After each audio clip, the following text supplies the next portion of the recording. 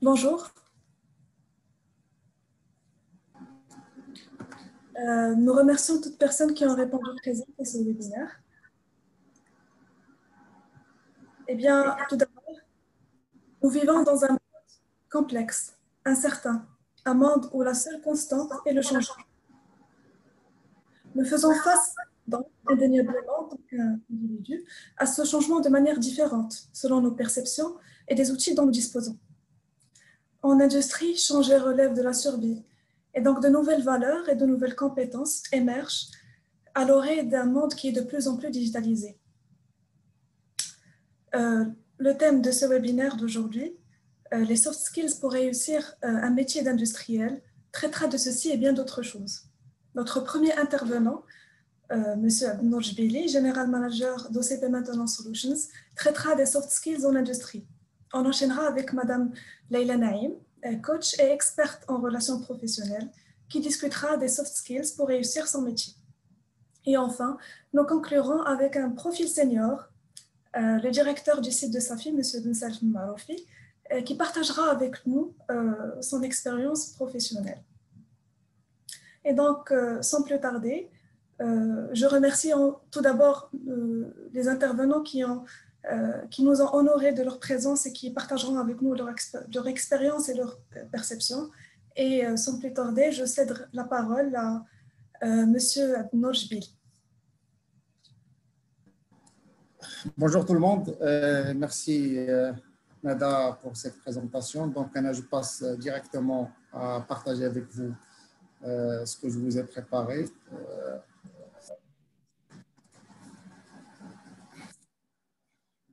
Voilà.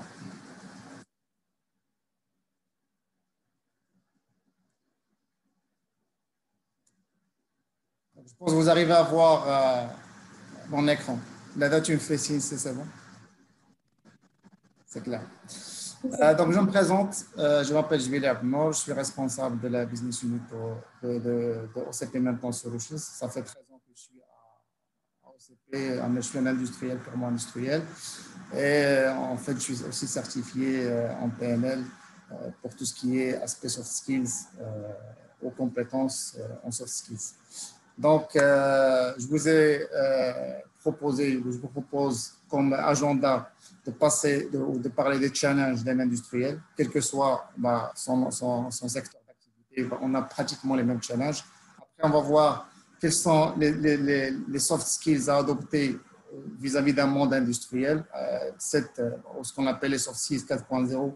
Donc, la définition, l'ajout de 4.0 ne change rien dans les soft skills en eux-mêmes, mais la définition, l'approche qui va être sûrement impactée par cette digitalisation et cette révolution industrielle. Par la suite, on va voir, selon, pour moi, quelles sont les 7 règles du succès pour un petit peu développer les bons soft skills adaptés à cette nouvelle révolution, à ce changement, à ce monde de plus en plus incertain. Après, on ouvrira la main à quelques questions et réponses à ce sujet-là. Donc, pour la challenge d'un industriel, moi, avant de passer à ça, je vais bien déjà discuter un point. Si on prend par exemple 2 cas qui sont de plus en plus courants, une personne A et une personne B, qui ont fait pratiquement la même école, qui ont le même diplôme, qui sont très compétents, qui ont des bons notes dans leur parcours académique, qui sont dans la même entreprise et qui ont déjà le même chef. Et pourtant, malgré tout ça, on a une personne qui réussit dans son parcours, une personne qui trouve des difficultés à mener bien son parcours professionnel. Donc, c'est sûr que ce n'est pas un problème de hard skills parce qu'en fin de compte, ces 2 personnes, ils ont eu le même parcours, ils ont les mêmes compétences techniques, mais c'est plutôt un problème de soft skills. Tout simplement pourquoi? Parce que si on veut stratifier notre journée, notre quotidien, c'est en fait des situations. Et il y a des situations où on a plus besoin de soft skills que de hard skills, et d'autres situations comme la situation 2, et d'autres situations où on a plus besoin de hard skills que de soft skills, comme c'était la situation dessous. Donc, en fin de compte, c'est selon chaque configuration, selon chaque domaine, selon chaque métier, il y a un pourcentage des situations 2 et un autre pourcentage, le complément, c'est des situations plutôt de 100. Donc, nos challenges, ils sont les mêmes. On a toujours des challenges de performance, de production, de qualité, de planification, de coordination, de budget, de gestion RH, de priorisation, de sécurité, d'environnement, d'enjm, d'innovation, et j'en passe. Donc, les challenges, ils sont plus ou moins les mêmes. Chaque secteur, chaque type de métier, il a plus ou moins une ou plusieurs aspects à gérer dans ce qu'on a présenté. Mais ce qui est étrange dans tout ça, c'est que sans se rendre compte, on utilise à la fois nos techniques soft skills et hard skills dans nos quotidiens. Je prends un exemple très technique, par exemple. Un problème technique, c'est une panne importante imprévue sur une machine le soir. Ça, c'est un problème qui paraît purement technique, mais si on le stratifie, comment on va le gérer? Donc, si on veut comprendre le problème, c'est du hard skills. Donc, on doit analyser qu'est-ce qui s'est passé, on doit rentrer dans les détails. C'est-à-dire que tout ce qu'on a appris, ça va nous aider pour un petit peu diagnostiquer le problème. Après, on va échanger avec notre vis-à-vis, production, client, etc. Et ça, c'est du soft skills parce qu'on doit passer le message, on va parler un langage que l'autre comprend. On n'est pas dans le technique, on doit le rassurer, on doit lui expliquer plus ou moins qu'est-ce qui s'est passé. Après, on va voir la disponibilité, par exemple, des ressources et des pièces de rechange. Ça, c'est aussi technique parce qu'on doit connaître la référence, on doit connaître quel type de PDR on doit monter, on doit changer, etc. Sans pour autant se dire qu'en fin de compte, il y a un aspect soft skills qui est dedans parce que pour un petit peu discuter avec les responsables, approvisionnement, etc., on doit avoir des qualités soft skills. Après, on doit programmer l'intervention, c'est des réunions, c'est des discussions, etc. Donc, c'est du soft skills. Et le plus important de ça, il faut gérer notre stress. On doit gérer notre stress, on doit gérer le stress de l'autre, on est en situation de panique, on doit maîtriser tout ce qui se passe et donner une certaine confiance à tout notre personnel lors de la période, lors de cette période un petit peu difficile. Donc, ce qui paraissait au début un problème purement technique nécessitera à la fin plus de qualité soft skills que de qualité hard skills. Et d'ailleurs, c'est pourquoi moi je pense que le soft skills, on doit se donner plus d'attention, ou la même attention aux qualités soft skills qu'on doit développer qu'à nos qualités hard skills. Donc, avec l'évolution de votre seniorité, de votre évolution dans le poste, votre seniorité dans votre entreprise, vous aurez plus à développer, ou vous aurez plus de situations de type 200, de ce qu'on a vu tout à l'heure, que de type, ou plutôt de type 2 que de type 200. Parce qu'en fin de compte, avec l'évolution de votre seniorité, vous devez gérer les RH, vous devez gérer des personnels, vous devez interfacer avec plusieurs interfaces, avec plusieurs personnes. Donc, c'est plus de la gestion, de la politique, du management. Et ça demande vraiment des qualités plutôt soft skills que si tu as 1 à 2 ans d'expérience, que ce soit pour les techniciens ou pour les ingénieurs ou pour les managers. C'est-à-dire qu'avec l'évolution, toutes les études nous ont montré qu'on aura besoin plus de soft skills que de hard skills. Donc, quelles sont les qualités ou les soft skills qui sont de plus en plus exigés dans ce monde de plus en plus digital? Avant de discuter de ça, il faut savoir déjà que nous, on partage, soit on veut ou non, on partage notre monde avec des robots. Actuellement, tout le monde parle de l'intelligence artificielle, tout le monde parle de la robotisation, etc. Et ce qui est un petit peu choquant, c'est qu'en 1980, on était plus ou moins avec 40 000 robots dans ce monde qui sont déclarés. Et actuellement, on est à peu près avec 12-14 millions de robots dans le monde. Et ce qui est choquant aussi, c'est que juste 2 ans avant, en 2018, on était à 9 millions de robots. Donc, il y a une évolution exponentielle. Les robots, on veut ou non, ils partagent avec nous notre monde. Donc, on aura plus de robots, on aura plus d'intelligence artificielle, on aura plus de tâches qui seront confiées qui seront automatisées et confiées à des robots.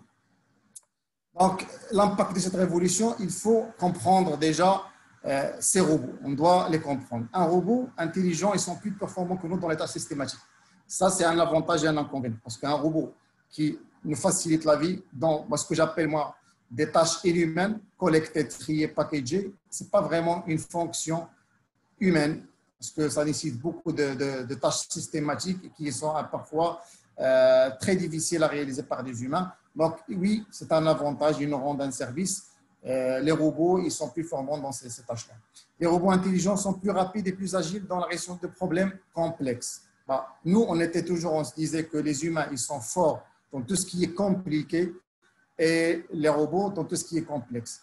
Mais ce qui arrive actuellement avec cette révolution, avec l'intelligence artificielle, c'est que tout problème compliqué, on peut le rendre sous forme de problème complexe. Donc, le compliqué, c'est linéaire, mais c'est plusieurs étapes. Le complexe, tu as plusieurs inputs à la fois, des centaines de milliers d'inputs que tu dois processer en même temps. Et ça, les robots sont plus forts que nous dans ça. Les robots intelligents ont une capacité infinie d'apprentissage et de stockage. Ça, tout le monde le sait. On a l'exemple de Watson de IBM. On a une capacité infinie en se comparant avec un humain qui a déjà un cerveau, il y a une capacité limitée pour se rappeler, pour se mémoriser des choses, etc. Donc, les robots, ils sont plus forts que nous dans cet aspect-là. L'apprentissage des robots, et ça, c'est très important, l'apprentissage des robots, il est cumulatif. C'est-à-dire qu'un robot, si on développe une nouvelle version de robot, une nouvelle version un nouveau système, il cumule de tout ce qui a été fait avant, de toute la data qui la précède, etc. Par contre, l'humain, c'est cyclique, c'est-à-dire que tu es un bébé, tu apprends, tu es jeune, tu partages une partie de votre savoir avec la prochaine génération et c'est cyclique. C'est-à-dire qu'il faut toujours un temps d'apprentissage, de préparation de l'humain pour qu'il soit prêt à franchir ou à se familiariser avec un environnement industriel. Par contre, et malheureusement pour nous, les robots n'ont pas cette contrainte-là. C'est-à-dire qu'à chaque fois, ils cumulent de l'ancienne génération. Tout phénomène hard skills peut être modélisé et appris par des robots. Ça, c'est prouvé. Et on a de plus en plus de modèles qui sont matures, qui sont plus performants, qui approchent la réalité. Et à un certain moment, on va se retrouver avec tous les phénomènes hard skills. On peut les modéliser et les partager. Les robots, ils sont plus performants que nous dans la modélisation, dans la compréhension des phénomènes au quotidien. Et la dernière des choses, c'est que tous les professionnels disent que d'ici 2030, le IQ des robots il sera largement, il dépassera largement le IQ de l'humain. Et ça a été prouvé même avant les années 2000. Il y avait le combat des échecs entre un robot et un humain. Ça a été terminé en égalité. Mais en fin de compte, on a montré que la capacité robot est très importante. Après, il y a le phénomène d'AlphaGo, c'est un jeu chinois où un robot, un modèle prédictif développé par DeepMind, c'est une start-up de Google, qui a pu vaincre le champion du monde en AlphaGo. Donc, AlphaGo, c'est 10 000 fois plus complexe que les échecs. Et là, c'était toujours la guerre entre les Chinois et les Américains. Donc, les Américains n'avaient pas une personne qui pouvait vaincre le Chinois. Donc, ils ont préparé un robot qu'il a pu vaincre. Et actuellement, on parle de l'IQ d'un pays qui combine à la fois l'IQ des humains et l'IQ des robots. Donc, soit on a des humains intelligents, soit on a des robots intelligents. Mais le plus important, c'est l'IQ du pays qui est la combinaison des deux. Donc, c'est quoi la solution pour nous? Il faut devenir un super-humain. Si on veut vaincre dans les hard skills les robots, il faut être un super-humain. D'ailleurs, Elon Musk ne cesse de le répéter. Il se dit que « if you can't beat them, join them ». C'est-à-dire qu'en fin de compte, nous, on ne peut pas se comparer aux robots. Donc, on a juste une seule solution, c'est d'utiliser les capacités des robots, compléter ce manque qu'on a par des puces qu'on va connecter avec nos cerveaux, etc.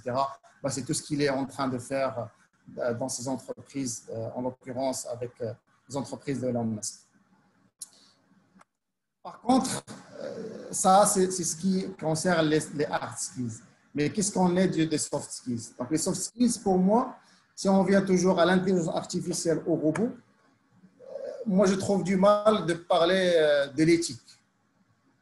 Un robot qui a une éthique, ça, c'est très compliqué à imaginer parce que juste en changeant les inputs, la data, je peux changer l'éthique, je peux changer les principes d'un robot.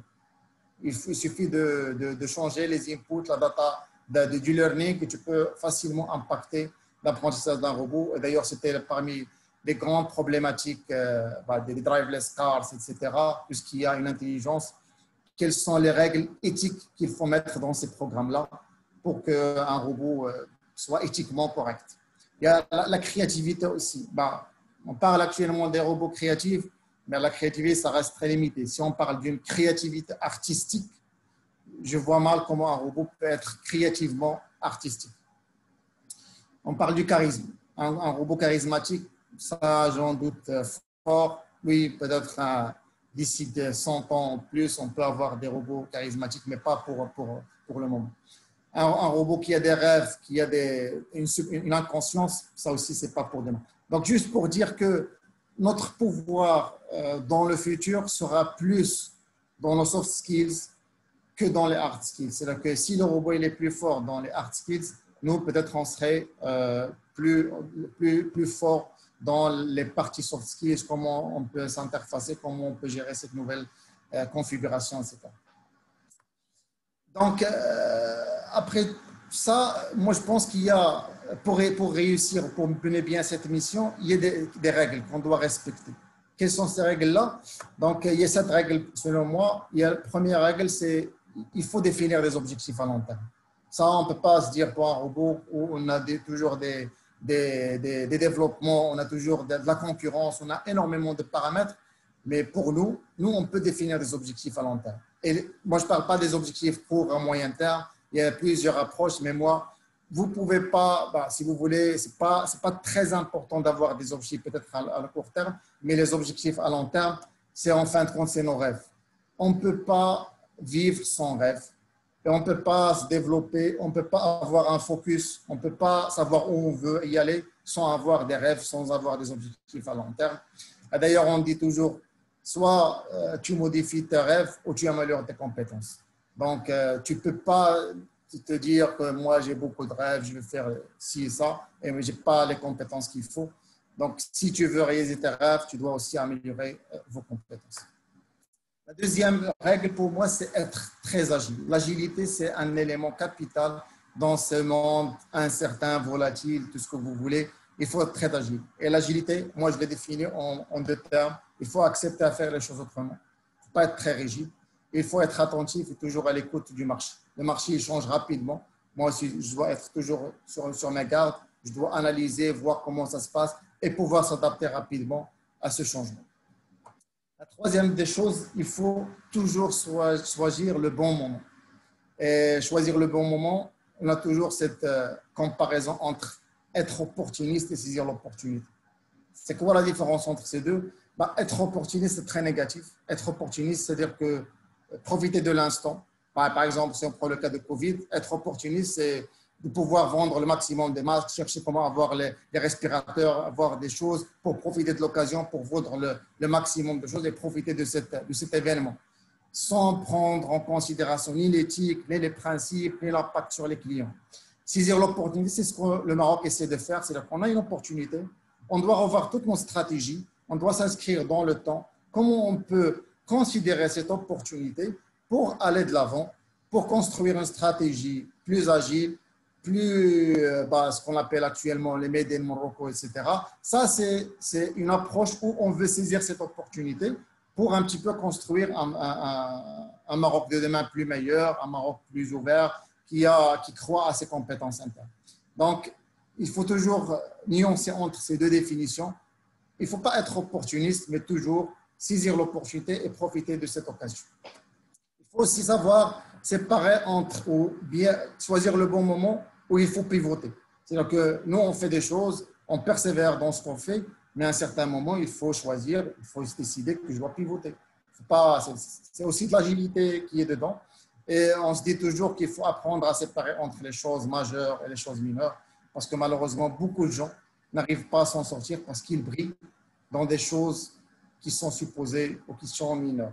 Je prends un exemple, par exemple, une personne qui maîtrise parfaitement, qui est brillant dans l'Excel, mais qui travaille dans un milieu industriel. Moi, je n'ai pas besoin de l'Excel dans cette configuration. Oui, tu brilles, tu fais des choses extraordinaires, mais pas dans ton poste. Soit il faut changer de poste, soit il faut s'investir dans ce que tu fais. L'impact de ce que tu fais, même si tu es brillant, n'est pas très visible dans votre métier. Autre chose, il faut cultiver et développer votre résilience professionnelle. La résilience, c'est quoi la différence entre résistance et résilience professionnelle? La résistance, c'est que tu résistes, mais dans la douleur. Ça t'impacte. La résilience, c'est une capacité que tu développes.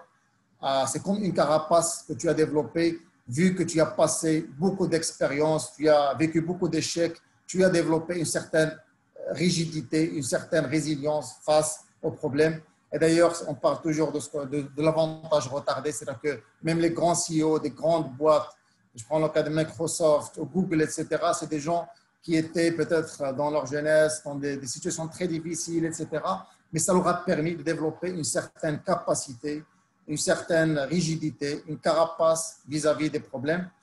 Et d'ailleurs, dans les entretiens de recrutement, moi, personnellement, à chaque fois, je me demande aux personnes qui passent les entretiens, racontez-nous un petit peu vos échecs.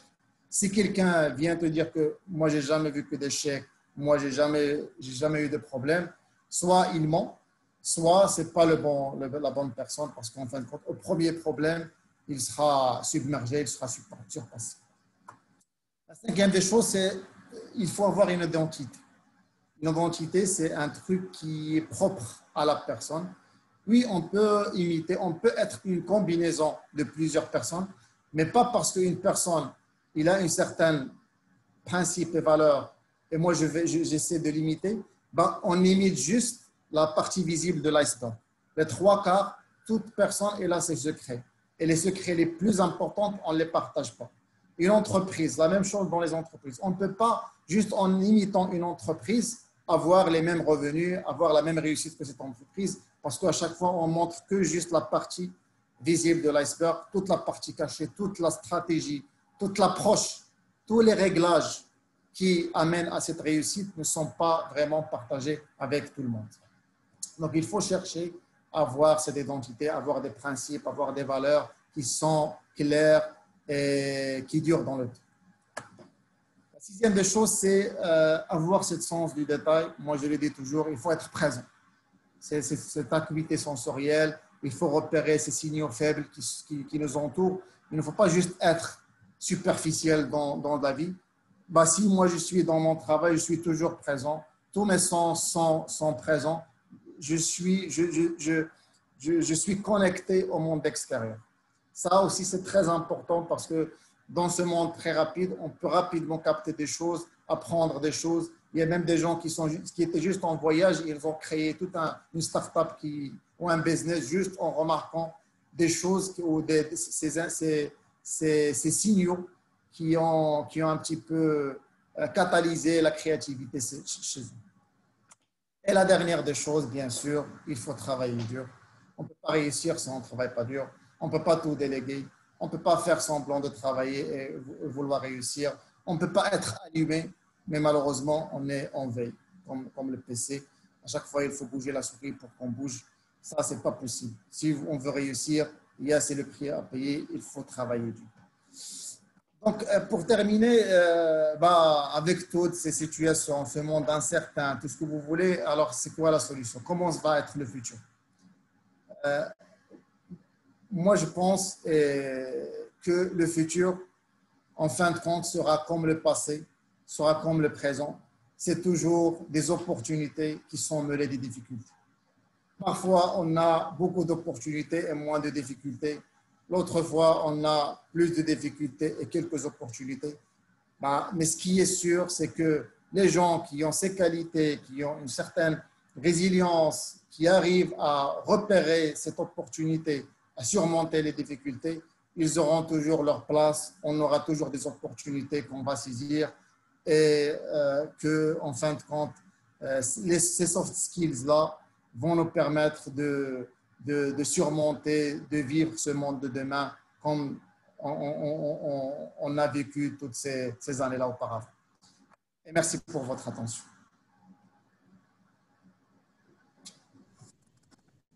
Voilà. Merci, Monsieur Jbili. Pour les intervenants désirant, en fait, pour les participants désirant poser des questions, donc je pense qu'il y a Monsieur Mohamed Amin qui aimerait intervenir. Rapidement.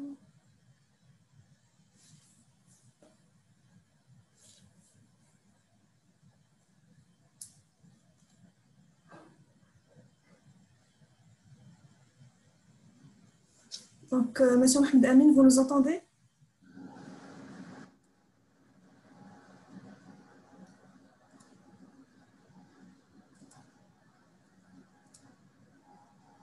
Bon, je n'arrive pas à voir Monsieur Mohamed Amin. Il y a un autre intervenant qui aimerait intervenir. Bonjour, monsieur. Je pense que c'est DLM.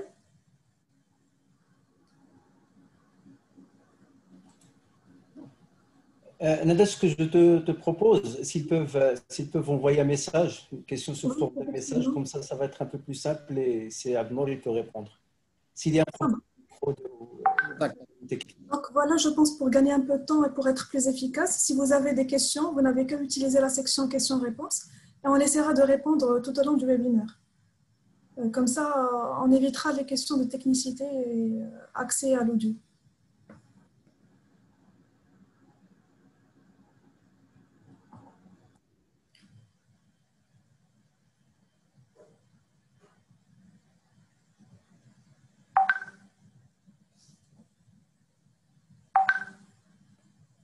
Donc,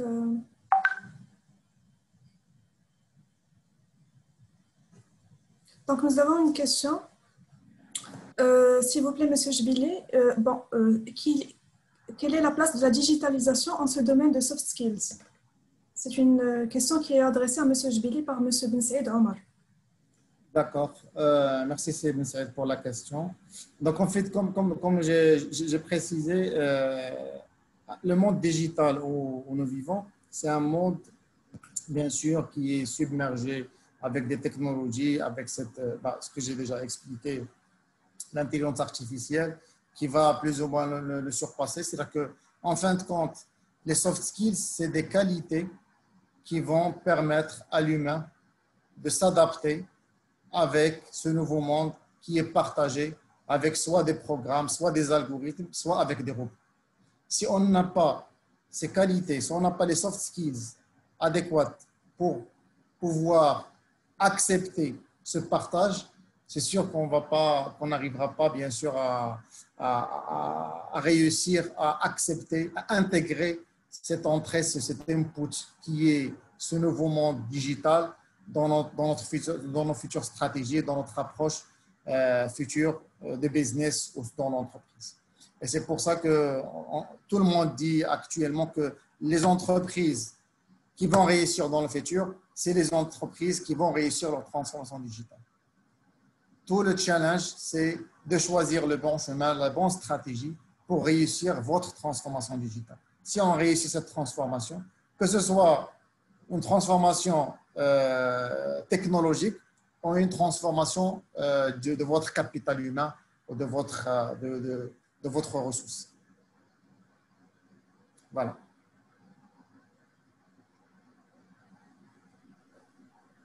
Je ne sais pas si M. Jbili a répondu à votre question. M. Ben Saïd Omar. Donc, il y a d'autres questions. Madame Badia, quels sont alors les soft skills les plus recherchés actuellement dans les entreprises? De mon point de vue, je pense que les deux soft skills les plus demandés, comme j'avais présenté, il y a la résilience professionnelle et l'agilité professionnelle. Moi, je pense déjà, si vous avez ces deux qualités-là, vous pouvez acquérir les autres qualités. Si on est agile, on va chercher d'autres ressources d'inspiration, on va se développer, on va chercher à développer d'autres soft skills parce qu'on est toujours à l'écoute du marché. On essaie de capter tout ce qui se passe aux alentours de nous et on est ouvert au changement. C'est-à-dire qu'on n'est pas très rigide. Moi, c'est pas parce que tout le monde faisait de cette façon que je vais toujours rester dans cette position. Moi, j'accepte le changement, donc je peux m'adapter. La résilience aussi, moi, je m'ouvre, je prends des risques, j'accepte l'échec, j'essaie d'apprendre de mes anciennes expériences et je me développe. Je développe cette carapace que j'appelle, c'est-à-dire que je suis de plus en plus résilient face aux problèmes futurs. Donc, pour répondre à votre question, il faut se rappeler de ces deux-là, l'agilité et la résilience. Donc, merci, M. Jbili. En fait, il y a d'autres questions. Une question de Mohamed Ami. La différence entre les soft skills dans le domaine de formation et dans les domaines industriels. Est-ce qu'il y a en fait une différence? Comme je disais au début de la présentation, ce qui change, bah, la nomination ou la définition ou le nom associé à ce soft skills, il est le même. Ce qui change, c'est juste la définition. La définition, par exemple, je prends un exemple, la rigueur. Est-ce que vous pensez que dans ce monde digital, la définition de la rigueur, il sera la même? Moi personnellement, j'y pense pas. Je peux être rigoureux, mais très rapide, mais très agile. Mais pas la rigueur, c'est que pour faire un rapport, je dois passer une semaine à revoir, à relire, à aller dans les détails, à corriger. Non, on n'a pas le temps pour c'est-à-dire passer beaucoup de temps dans des choses. Il faut trouver une solution. C'est ça pourquoi on dit que le monde des VUCA, il est ambigu. C'est-à-dire qu'il y a une ambiguïté il faut être rigoureux, mais à la fois rapide. Donc ça, il faut développer cette capacité-là. Donc, pour répondre aussi à votre question, c'est juste la définition qui est un petit peu, qui change avec cette révolution, mais pas je dirais, les nominations de chaque soft skill ou de chaque qualité. Moi, je peux être rigoureux, comme j'ai dit, mais sans pour autant passer beaucoup de temps dans ce que je fais. Donc, en fait, on reçoit beaucoup de questions au niveau de la section questions-réponses. On essaiera de répondre à la majorité des questions. Notamment, je vois qu'il y a beaucoup de questions qui se répètent et c'est des étudiants qui demandent quels seraient, selon vous, les conseils à donner pour des personnes qui sont en cours de formation pour acquérir ces soft skills. Les soft skills, ce n'est pas des choses qu'il faut attendre l'environnement industriel ou le monde industriel pour les développer. Parce que comme j'ai présenté au début, les deux personnes A et B venaient avec des soft skills au monde du travail. C'est des choses qu'il faut à chaque fois les développer dans notre parcours au quotidien. C'est des choses qui s'apprennent même chez nous, avec notre famille, avec nos amis. On doit toujours développer les bonnes approches, avoir cette identité propre à nous pour pouvoir réussir. Mais d'ailleurs, il faut juste se rappeler qu'il y a ces qualités-là. Il faut poser un objectif. Pour un bébé, son premier objectif, c'est de marcher. Donc, s'il n'avait pas de cet objectif, il va jamais marcher. Nous, lorsqu'on était petit, tu peux poser la question à n'importe quel enfant de 5 ans, 6 ans, qu'est-ce que tu veux devenir lorsque tu vas grandir? Tu dis, moi, je veux être un docteur, ingénieur, machin, tout ce que vous voulez. Et le problème qui arrive chez nous, c'est que lorsqu'on est jeune, la plupart des jeunes à qui j'ai reposé la question, ils n'ont pas ce rêve d'enfance parce qu'ils intègrent beaucoup de contraintes. Moi, je veux juste travailler n'importe où. Moi, je veux… je vois à chaque fois des réponses plus vagues que ce qu'on avait lorsqu'on était jeune. Moi, je n'y crois pas. Si l'humain a pu marcher sur la Lune, c'est parce que c'était au début un rêve. Et il faut toujours croire en nos rêves. Il faut toujours avoir ces objectifs-là pour un petit peu atteindre ce qu'on veut. Je pense que je vais partager une dernière question avant de passer à notre deuxième intervenante. C'est une question de Youssef Ridouane qui vous remercie pour votre intervention et qui dit que quelle est la différence, vous avez parlé de différence entre résistance et résilience. Comment pouvons-nous construire une résilience alors qu'auparavant nous ne faisons que résister? Résister peut être une phase de survie et non d'apprentissage. D'accord. Merci pour votre question. C'est une question très importante. La résistance, c'est lorsque on veut faire face à un problème, mais sans pour autant avoir les soft skills nécessaires. C'est-à-dire que ce problème peut nous impacter. Je peux être stressé, ça peut laisser des séquelles psychiques très profondes qui sont difficiles à corriger par la suite. Mais la résilience, c'est-à-dire que lorsque j'ai appris, j'ai compris que je dois gérer mon stress, que je dois gérer la situation, que j'avais aussi travaillé ces qualités soft skills qui m'ont permis de transformer cette résistance en résilience. Pour être c'est-à-dire très concis dans la réponse, pour transformer la résistance en résilience, ça passe incontournablement par un développement de soft skills. Il faut développer vos soft skills pour bien gérer les situations de crise. Sinon, ils vont impacter, ils vont vous laisser des séquelles psychiques profondes. Et malheureusement, au lieu de développer cette résilience, on sera avec des problèmes plus critiques que l'incident ou l'événement lui-même. Donc, on vous remercie, M. Jbili, pour votre intervention. Nous passerons là tout de suite. Je cède la parole à Mme Leila Naïm, qui va nous parler davantage de soft skills, étant coach et experte en relations professionnelles. Donc, à vous la parole, madame.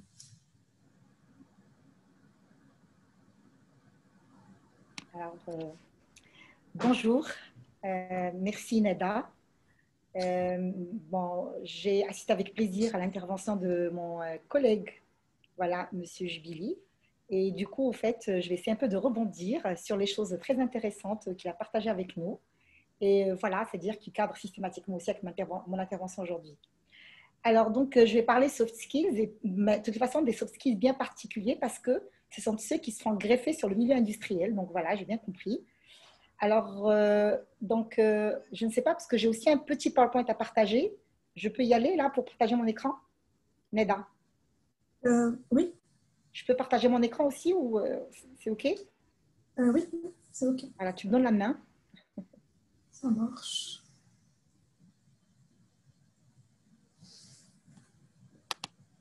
J'y vais? Oui.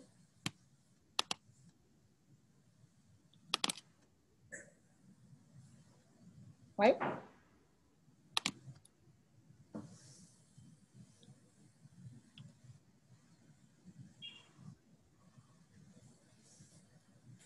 C'est OK? Oui, c'est OK. Parfait. Très bien. Alors, donc, avant de commencer, j'aimerais aussi éventuellement apporter une définition aux soft skills. Donc, qu'est-ce que les soft skills de façon, on va dire, et puis comment, on va dire, le monde de la sociopsychologie les définissent-ils? Alors, les soft skills se définissent comme des compétences comportementales. Plus précisément, elles relèvent du comportement. Et puis, par opposition aux hard skills, qui sont des compétences techniques et méthodologiques. Voilà. Donc, les soft skills sont un peu, si vous voulez, l'ensemble des compétences, des aptitudes qui sont de l'ordre du relationnel, situationnel et émotionnel et qui permettent à une entreprise comme aux personnes à faire face à la complexité et à l'imprévisibilité, bien sûr, du monde qui les entoure. Alors, vous voyez bien avec moi que dans cette définition-là, nous avons beaucoup plus mis l'accent sur la notion du comportement, mais également de la performance relationnelle, communicationnelle et émotionnelle.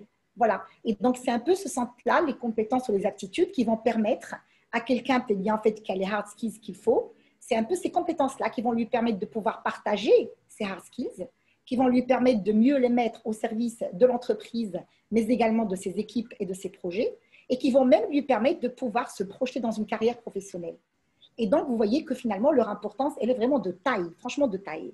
Donc, moi, j'ai toujours dit qu'éventuellement, en fait, le problème avec les soft skills, c'est vraiment, et puis je n'ai pas envie franchement de créer des peurs, mais c'est du to be or not to be. Ça veut dire que si on prend un peu les hard skills, c'est comme un peu, peut-être bien fait, je ne m'y connais pas en business plan, voilà.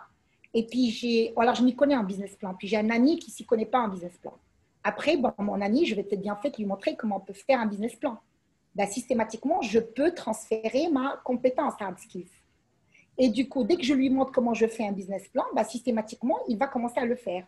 Il se pourrait qu'il soit mieux que moi, plus compétent que moi en termes, bien sûr, de business plan. Maintenant, j'ai confiance en moi.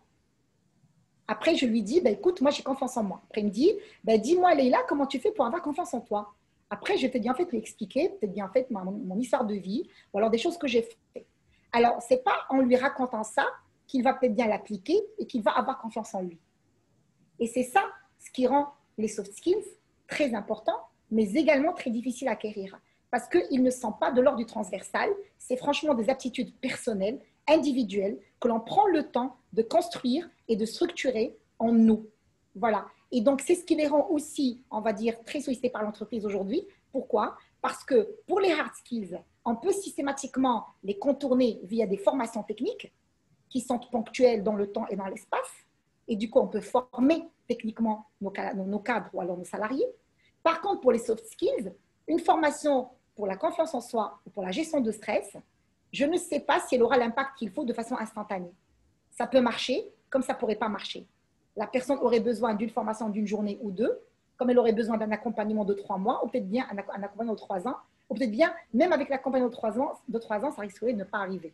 Voilà. Et donc, c'est ce qui rend les soft skills, comme j'ai dit, très, très importants, mais également, on va dire, très sollicités aujourd'hui par l'entreprise parce qu'on n'arrive pas à former dans les soft skills, finalement. Voilà, on n'arrive pas à transformer. C'est une attitude personnelle. C'est la personne qui doit prendre conscience d'elle-même et donc, c'est la personne qui doit travailler sur elle-même. Voilà. Alors maintenant, au fait…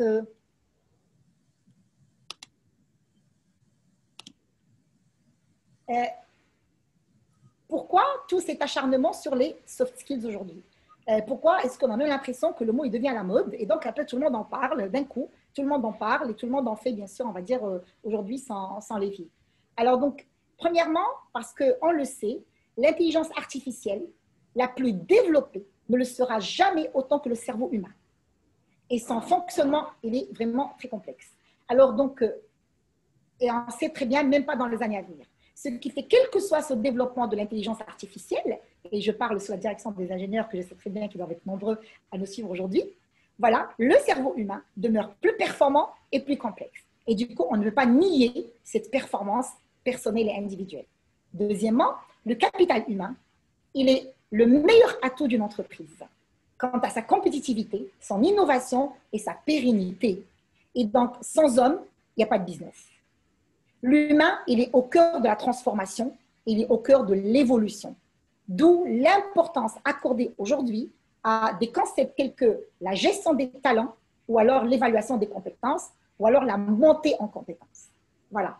Et donc, on le sait aujourd'hui, l'homme, il est très important. Et donc, c'est vrai que les machines sont importantes, mais qui fait wheeler les machines? C'est bien évidemment l'homme qui fait wheeler les machines. Et du coup, il a toute son importance en entreprise. Troisièmement, les relations humaines sont à la base de notre monde.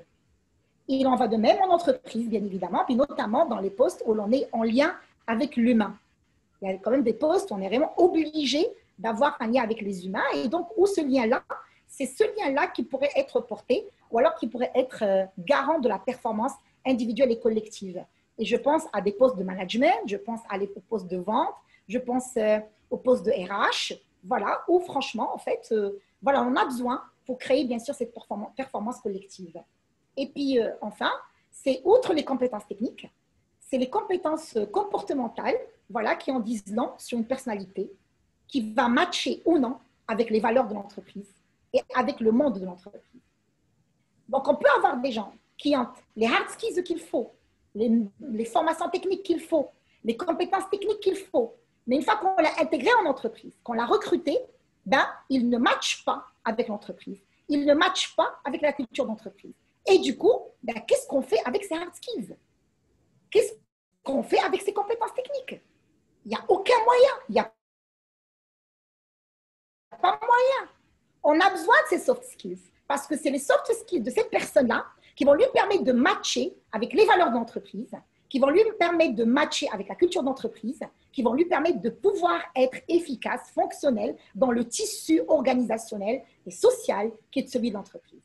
Alors donc, vous voyez qu'aujourd'hui, ce n'est pas qu'un effet de mode, mais c'est réellement une réalité de l'entreprise qui sont aujourd'hui les soft skills. Voilà, donc c'est un peu, au fait, on va dire pourquoi un peu toute cette j'ai envie de dire, voilà, cette polémique.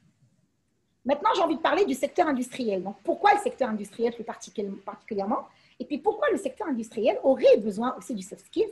Un secteur que, dans la croyance sociale et dans la croyance générale, on a toujours cru que c'était un secteur où on avait plus besoin de compétences techniques, méthodologiques, mais on n'avait pas besoin de compétences en soft skills. Ben voilà, on le dit peut-être bien dans le secteur des services, on a besoin, dans peut-être bien les secteurs, d'autres secteurs, oui, mais pas les secteurs de com, etc. Mais le secteur industriel, on se dit non, non, mais ce secteur-là, il reste quand même particulier. Et donc, on a besoin que nos ingénieurs, peut-être bien en fait, ou alors que nos cadres, nos opérationnels, soient beaucoup plus compétents en technique que peut-être bien en fait en soft skills. On va voir quels sont les paramètres que présente ce secteur aujourd'hui et qui font que non, voilà, il n'est pas à l'abri et que forcément, c'est un secteur qui a besoin des soft skills pour pouvoir éventuellement aussi avancer ou alors évoluer. Alors donc, une enquête, elle a été faite par l'Observatoire national de la RH et donc qui a prouvé que 60% des dirigeants se disent prêts, qui sont dans le secteur industriel, qui se disent prêts à recruter un collaborateur sur une fonction technique, principalement, c'est-à-dire sur ces soft skills que sur la fonction technique. Imaginez avec moi, 60% des recruteurs, qu'ils vont recruter à 60% les soft skills et à uniquement 40% les hard skills. Voilà, dans le secteur industriel. Alors donc, c'est ce qui fait qu'on a quand même une pénurie dans les candidats, hein, donc dont souffre aussi ce secteur aujourd'hui. Hein. Voilà. Donc, pourquoi? Ben parce que tout simplement, les évolutions technologiques, elles avancent vite, elles évoluent vite, que quelle que soit cette formation technique de ce candidat-là, à un moment donné, il sera largué en entreprise.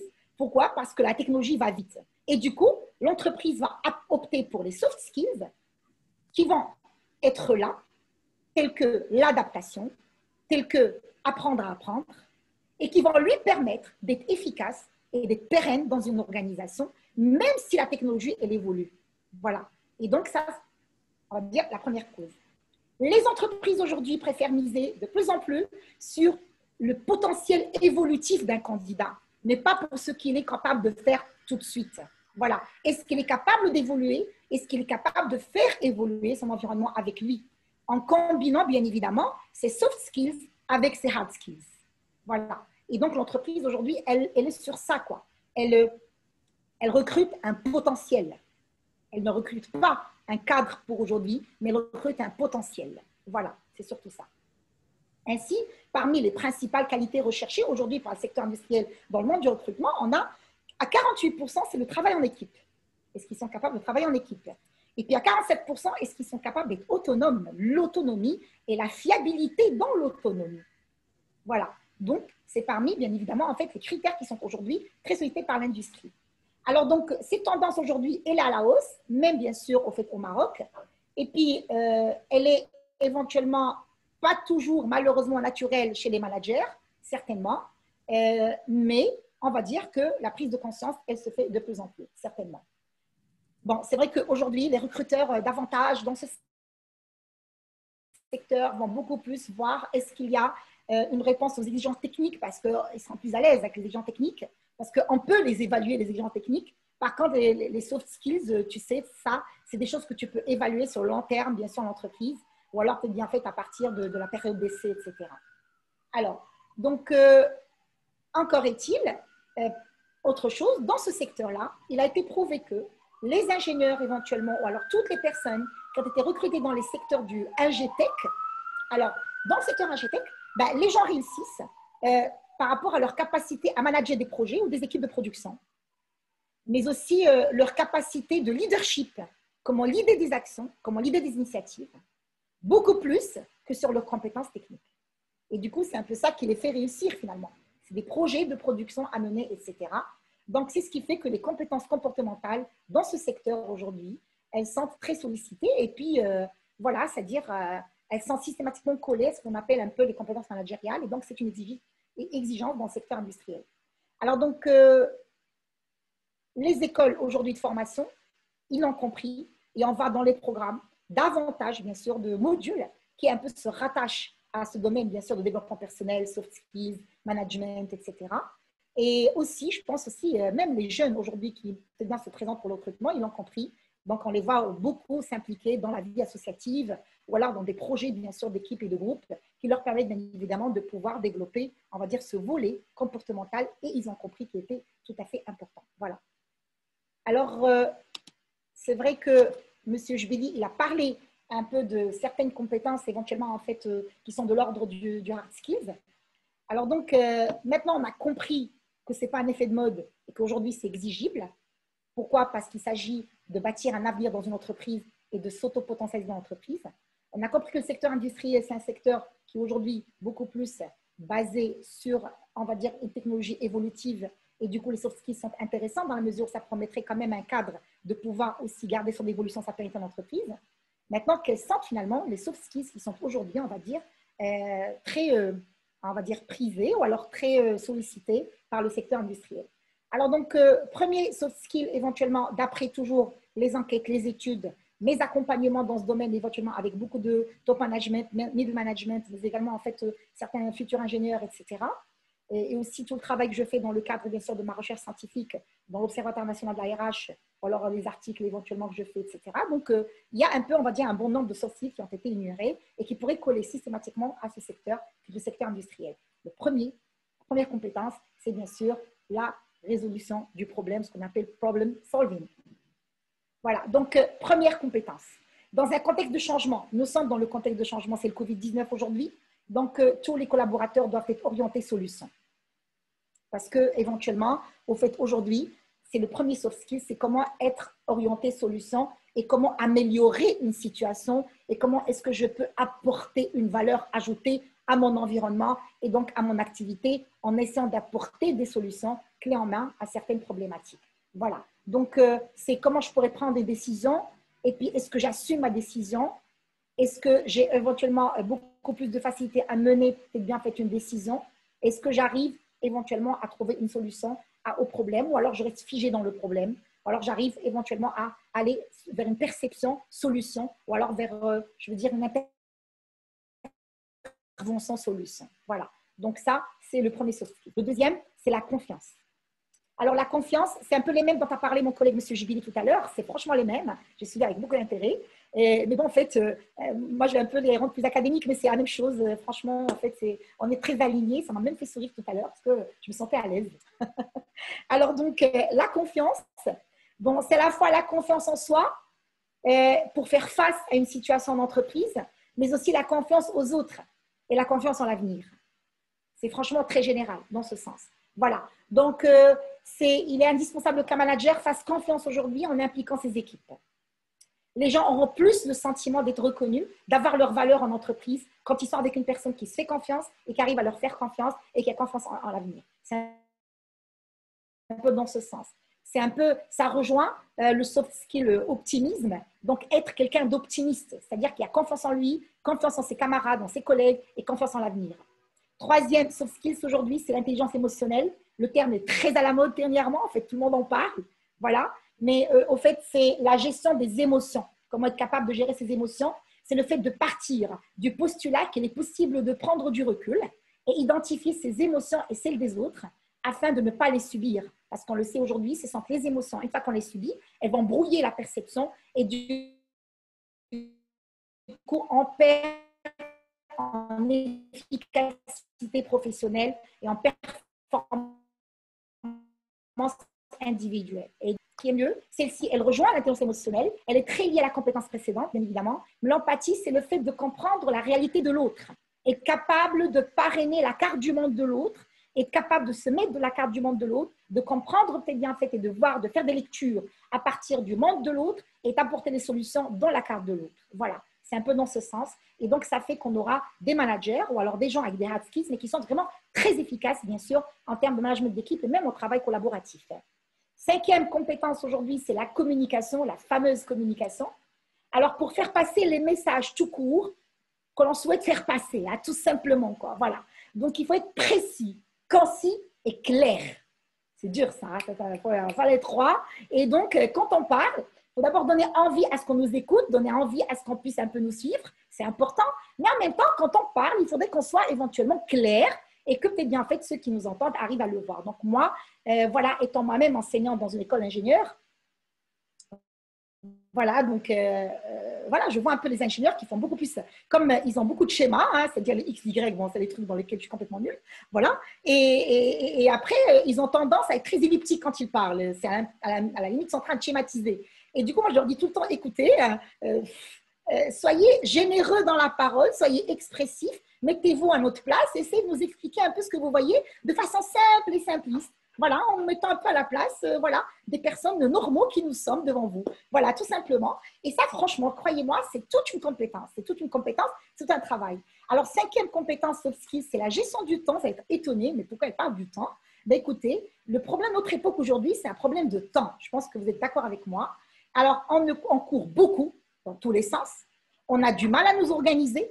On loupe beaucoup de choses. On est submergé. On peut carrément être dans le burn-out. On peut être inefficace parce qu'on n'arrive pas à nous organiser, on n'arrive pas à gérer notre temps. Et là, c'est aussi une compétence soft skills qu'il faut systématiquement développer pour être efficace et opérationnel. Voilà. Donc, ne pas multiplier les tâches, ne pas subir mon quotidien, identifier les éléments qui me font perdre mon temps, identifier ce qui est urgent pour moi, ce qui est prioritaire pour moi et ce qui est, on va dire, nécessaire pour moi. Très important d'avoir cette clairvoyance, cette visibilité pour pouvoir avancer et faire avancer mes équipes. Sixième compétence, la gestion du stress. Donc, M. Jbil en a parlé aussi. Donc, voilà, il n'y a pas de bon stress. Moi, j'entends beaucoup de personnes qui me disent « Oh non, mais moi, je suis stressée, mais j'ai le bon stress. » J'adore, très bien. La mauvaise stress, bon stress, c'est du stress, en fait. Et du coup, il n'y a pas de bon stress. Voilà. Il n'est pas normal d'être stressé, les gars. Hein. C'est-à-dire, et puis, de façon chronique, c'est encore pire. Alors donc, ça demande de l'énergie. Quand on est stressé, on gaspille beaucoup d'énergie, on se fatigue. Le cerveau, il a du mal à prendre des décisions, vous êtes d'accord avec moi? Il devient alors plus difficile de travailler, tout simplement. Et du coup, nous sommes dans l'inefficacité professionnelle et rentable, mais pas rentable. Et du coup, il n'y a pas de bon stress. À partir du moment qu'il n'est pas ponctuel, qu'il revient de façon très fréquente, c'est que vous êtes quelqu'un qui est stressé. Et quand vous êtes quelqu'un qui est stressé, vous êtes quelqu'un qui ne peut pas être opérationnel, qui n'est pas efficace. Voilà, ça quand même, il faut se l'avouer. Et du coup, la gestion de stress aujourd'hui, c'est un soft skills. Et vous voyez qu'il est très important pour pouvoir évoluer dans un milieu comme le milieu industriel. Bien sûr, l'enjeu est grand. Et la prod, elle est assez, on va dire, assez enchaînée. Et puis, finalement, où il y a beaucoup de pression. Alors, septièmement, c'est la créativité. Il s'agit surtout de créer des connexions entre les choses, les idées, les gens, bien évidemment. C'est-à-dire que tu arrives à émerger les innovations. Tu es comme ça. Quand tu es quelque part, tu arrives à faire émerger les innovations rapides. Et du coup, voilà, tu arrives à repérer les choses. Tu crées des liens dans ta tête. Il y a du mind mapping dans ta tête et ça marche super bien. Tu arrives à créer les connexions entre les choses, les idées, les personnes. Voilà. Et ça va vite, vite, vite, vite. Tu drives vite, tu crées vite et tu es dans la créativité. Tu as l'esprit créatif. Et ça, c'est un soft skills. On s'entraîne dessus. Et bien sûr, en fait, très, très important quand on l'a. La huitième compétence, c'est l'esprit d'entreprendre. Voilà. Donc, l'esprit, c'est… J'ai même envie de le mettre en tête de liste. La vérité, les amis, j'ai vraiment envie de le mettre en tête de liste parce qu'il implique d'être proactif, d'être audacieux, être dans une dynamique positive. C'est très important. Ça implique d'être dans une dynamique positive, être orienté solution plutôt que râler. C'est un peu les râleurs. Hein. Non, c'est pas de ma faute, c'est la faute de je ne sais pas quoi. Non, ça râle, etc. Puis il ne va rien entreprendre parce que, vous savez, on a deux façons de voir les choses. Donc, on a finalement deux schémas. Hein. C'est-à-dire, vous êtes dans ce schéma, ce schéma. Il y a le schéma où, quand on a un problème, on se pose la question, quelle est la cause du problème? Et du coup, on va trouver la solution pour le problème. Il y a le schéma, quand on a un problème, on voit l'effet du problème sur moi. Et dès que je vois l'effet du problème sur moi, je me trouve une excuse pour ne pas faire. Voilà, il y a deux schémas. Il y a ceux qui sont forts pour trouver des excuses. Il y a ceux qui sont forts pour trouver des solutions. Voilà. Alors, ceux qui ont dit que c'est les râleurs, parce qu'ils seront centrés sur l'effet du problème sur eux, et du coup, ça râle. Voilà. Et puis, il y a ceux qui vont être orientés solutions, et donc, ceux-là, ils vont aller, bien sûr, dans une démarche très proactive, et donc, ils sont entrepreneurs. Ils ont, on va dire, l'esprit d'entreprendre. Et ça, c'est très, très important aujourd'hui, et c'est vraiment un soft skill très important. Neuvième soft skills que je vais traiter aujourd'hui, c'est l'audace. L'audace. Alors, donc, il s'agit de la capacité à oser. Franchement, l'audace, c'est le fait de tenter quelque chose de nouveau, proposer des idées nouvelles. Franchement, thinking out of the box. Voilà. C'est franchement oser dire des choses de fou, quoi. Folle, j'ai envie de dire. Franchement, ne pas être gêné à être fou, ne pas être gêné à être un peu, on va dire, décalé, voilà, et d'apporter des choses de décalé. Voilà, un so what, hein, un so what. Voilà. Franchement, être un peu dans cette dynamique-là, ben, pourquoi pas. Donc, c'est vrai qu'un peu dans notre culture à nous, voilà, on va un peu aller dans la culture marocaine, je vais un peu sortir la casquette sociologue, et on nous a un peu toujours, j'ai envie de dire, éduqués de manière à ce qu'on puisse fondre dans la masse. Voilà, c'est-à-dire que tu es plus tranquille quand tu fais comme les autres. Quand tu n'as pas les regards qui te suivent, etc., tu es beaucoup plus tranquille. Et du coup, on nous a éduqués à se faire approuver par les autres, être un peu comme les autres, faire comme les autres, etc. Bon, aujourd'hui, on nous dit, bah, écoutez, ça ne marche pas. Si tu as été éduqué de cette façon, si tu as ce type de mindset, bah, ça ne va pas marcher. Tu as besoin d'avoir un mindset différent. Tu dois oser. Tu dois être dans les trucs nouveaux, être sur des idées nouvelles. Tu dois te démarquer. Tu dois te démarquer. Tu dois développer ton style. Tu dois développer ta marque personnelle et tu dois traiter les choses avec ton style personnel pour créer de l'impact. La motivation, mon 10e soft skills, franchement, la motivation, c'est à la fois trouver de la motivation, mais aussi donner de la motivation. C'est extraordinaire. Tu as des gens comme ça que tu rencontres dans l'entreprise. Lui, il arrive à driver la motivation tout le temps, mais en fait, il arrive à créer la motivation autour de lui. Dès que tu le vois le matin, bonjour, ça va? Oups! Voilà, il régénère de l'énergie, tout le monde est motivé, il crée la belle ambiance. Et donc, ça, c'est aussi un soft skill. Voilà, donc il s'agit aussi de développer. Alors, il faut c'est comme un peu quand on perd l'envie de courir. Vous voyez ce que je veux dire? Mais que finalement, on va plus loin et on sait que ça va nous aérer, ça nous fait du bien, c'est bien pour notre santé et ça nous permet de surveiller notre poids. Et du coup, on va commencer bien sûr à donner du sens. Et là, qu'est-ce que je fais? Je commence à courir. Voilà. Tu as juste besoin de donner du sens, de construire du sens. Voilà. Et donc, c'est des personnes qui sont capables tout le temps de construire du sens. Quand ils travaillent, ils construisent du sens. Il sait pourquoi est-ce qu'il va à l'entreprise tous les jours. Il sait pourquoi est-ce qu'il fait cette action en entreprise. Il sait, en faisant cette action, qu'est-ce que ça lui apporte sur le plan personnel, qu'est-ce que ça apporte à son équipe ou alors à ses collaborateurs, qu'est-ce que ça apporte à l'entreprise. Il arrive à inscrire son boulot en entreprise dans sa mission de vie, dans sa mission spirituelle. Et donc, c'est ces personnes-là qui arrivent à garder leur motivation de façon, j'ai envie de dire, perpétuelle. Pourquoi? Parce qu'ils construisent du sens. Ce n'est pas comme les gens qui travaillent, il ne sait pas pourquoi ils travaillent. Il vient en boîte, il ne sait pas pourquoi il vient à sa boîte. Il fait une tâche, il ne sait pas pourquoi il fait la tâche. Il ne cherche même pas à savoir pourquoi. Après, il te dit, je suis démotivé. Ben, bonjour, je suis désolée, c'est la moindre des choses. Voilà. Bon, maintenant, il s'agit d'être capable de construire du sens. Voilà. Et donc, je me dis, pourquoi je travaille? Pourquoi je fais ce travail-là? Pourquoi je fais cette action-là? Pourquoi je fais cette mission-là? Qu'est-ce que ça m'apporte d'être ici? Qu'est-ce que ça m'apporte éventuellement? Qu'est-ce que j'apporte à mes prochains? Qu'est-ce que j'apporte à l'entreprise? Comment est-ce que je pourrais, bien sûr, apporter du sens aussi de par mon activité? Et c'est comme ça qu'on arrive tout le temps à driver sa motivation. Et systématiquement, ça se voit sur nous. Et quand j'arrive à créer du sens, à construire du sens dans ce que je fais, j'arrive aussi à donner du sens aux autres quand ils travaillent avec moi. Et puis, 11e soft skill, c'est la vision ou alors la visualisation. C'est la capacité à voir le chemin pour arriver à l'objectif. Monsieur Jbili en a parlé tout à l'heure. Voilà. Donc, c'est est-ce que tu arrives à visualiser ton objectif? On dit, si tu arrives à le voir, tu arriveras à le vivre. Il faut être capable de le voir. Si vous ne le voyez pas, vous ne le vivrez pas, ne perdez pas de temps, ne vous cassez pas la tête.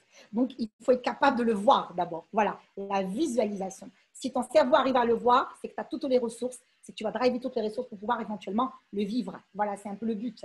Alors, il y a une notion de zoom et dézoom pour voir l'ensemble, mais aussi le particulier. Alors, tu vas zoomer et dézoomer pour voir le global, mais également le particulier. Tu zoomes, tu dézoomes, tu vois les choses dans le détail, tu le vois dans ta tête, et dès que tu le vois, ben, systématiquement, ton cerveau va driver les ressources internes, bien évidemment, pour pouvoir se mobiliser pour le faire.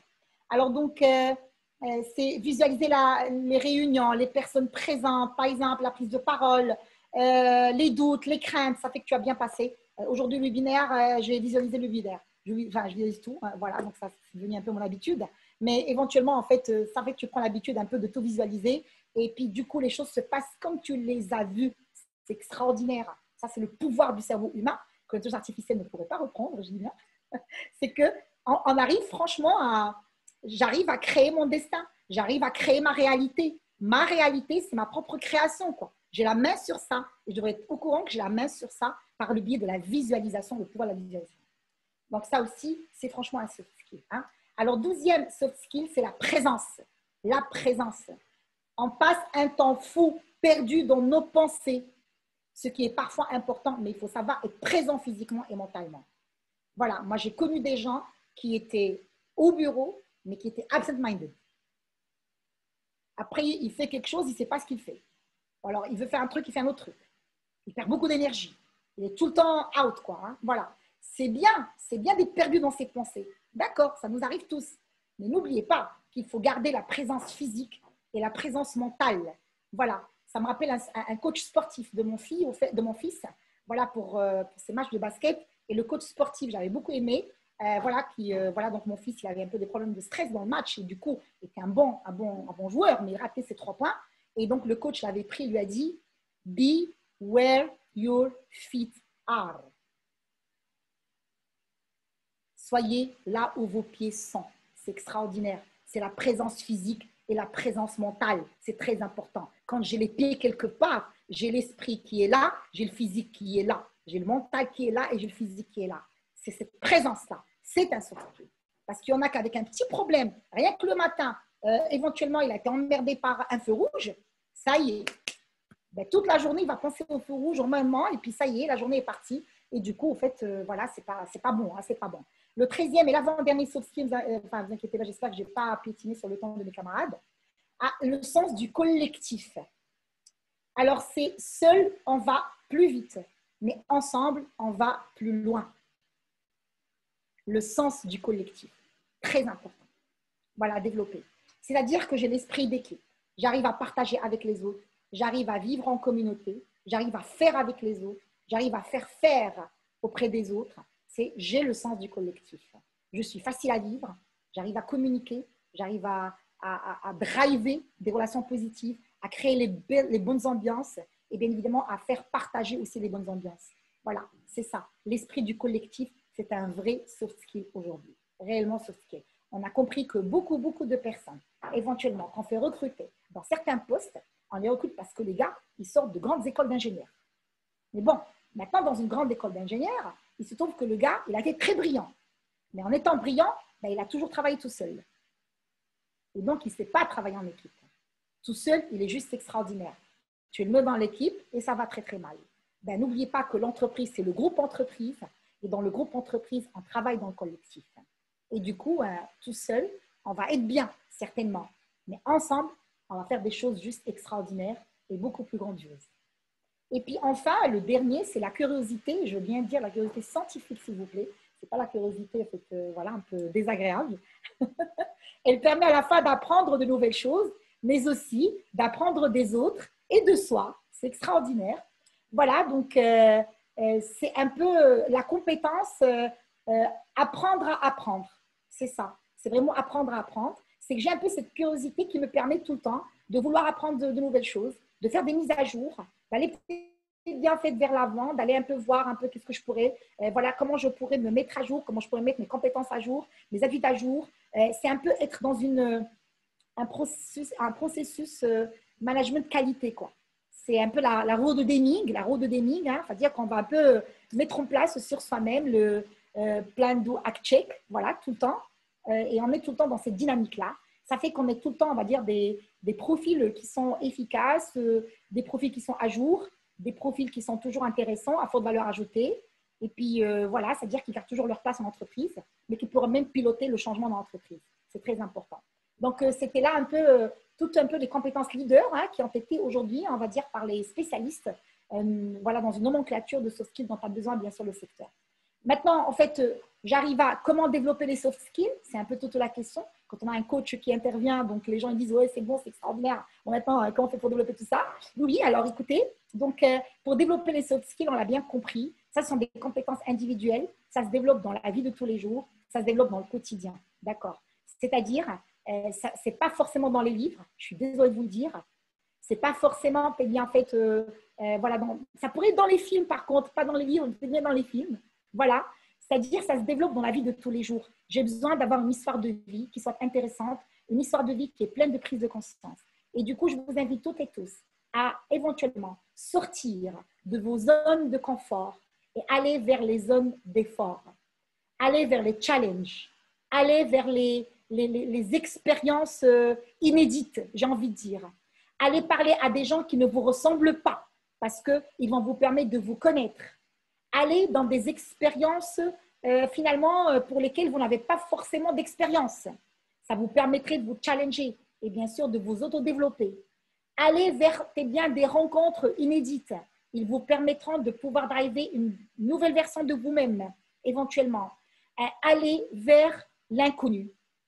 C'est surtout ça. C'est dans l'inconnu. C'est quand j'ai le culte de l'inconnu, quand je n'ai pas peur de l'inconnu, quand je vais affronter mes peurs et quand je vais bien sûr vivre des expériences inconnues avec des individus inconnus, dans des contextes inconnus, c'est comme ça où je me mets en situation d'apprentissage. Je me mets en situation de connaissance de soi et je me mets en situation de contrôle de soi. Et c'est là où je développe mes soft skills. Voilà, de façon, on va dire, très générale. Maintenant, quand il y a des gens un peu qui sont, on va dire, voilà, qui n'ont pas le temps de faire tout ça, hein, voilà. Donc, on sait aujourd'hui qu'il y a tous les accompagnements qu'il faut, etc. Voilà, il y a les modes d'accompagnement, etc., qui sont mis à disposition. Mais ce qui est important à savoir aujourd'hui, c'est que c'est un impératif. Les soft skills aujourd'hui, c'est franchement une option. Ce n'est pas une option, c'est un choix optionnel. C'est carrément un impératif pour réussir une carrière, pour donner du sens et créer du sens et pour avoir un passage en entreprise qui est riche de sens. Voilà. Je vous remercie pour votre temps, pour votre attention. Et puis, merci, madame. Voilà, je suis, donc, il y a beaucoup de questions en tout cas. Une question que j'ai, c'est une question de Samad Sadoun qui pose la question suivante. Comment peut-on mesurer notre niveau soft skills au niveau d'une entreprise dans un milieu industriel?